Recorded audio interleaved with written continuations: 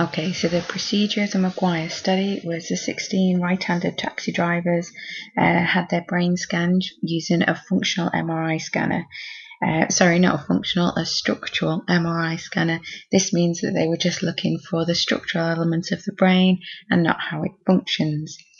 So they used, in order to measure the scans, remember they were particularly interested in the hippocampal region. How they measured the brain differences in this area was using the VBM, voxel-based morphometry. This was used to measure the grey matter volume and indicate general brain differences between the two conditions, so taxi driver and non-taxi driver. Now, the voxels are a three-dimensional measurement of volume that allows a computer program to calculate the volume of the area. And in this case, it was a grey matter that they were looking for in the structural MRI.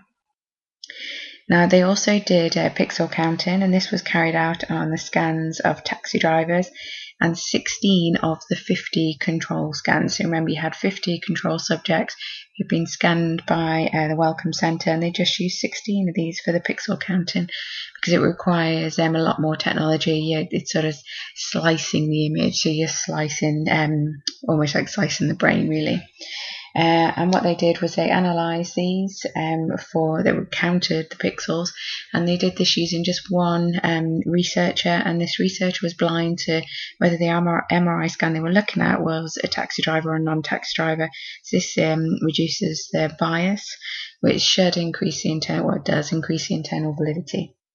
So they sliced it using the images 26 times, looking at the posterior hippocampal, the hippocampus body, but also the anterior hippocampal region as well. So the results, what did the VBM analysis show? Well, the VBM analysis showed that in the taxi drivers there was an increase in grey matter, but only in two areas of the brain, the left and the right hippocampi. There was an increase in grey matter bilaterally, that is, on both sides of the left and the right of the posterior hippocampal. But this was coupled with a decrease in grey matter bilaterally on both sides in the anterior hippocampal region. So the VBM does confirm that structural difference in the hippocampus of taxi drivers compared with controls. So the VBM shows is a difference. The pixel counting also showed this difference, that there was bigger volume in the posterior hippocampal region than the anterior in the taxi drivers. So what does this show? Well, it shows that there is a difference dependent on the job that you have and the practice that you have. Now, they also did a correlation analysis, and this was on how long they've been taxi drivers.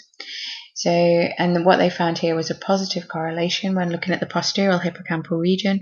The longer they had been a taxi driver, the bigger in volume was their posterior hippocampal region. Consequently to that, negative correlation was found. The longer they'd been a taxi driver, the less density they had in the anterior hippocampal region. So this study is one of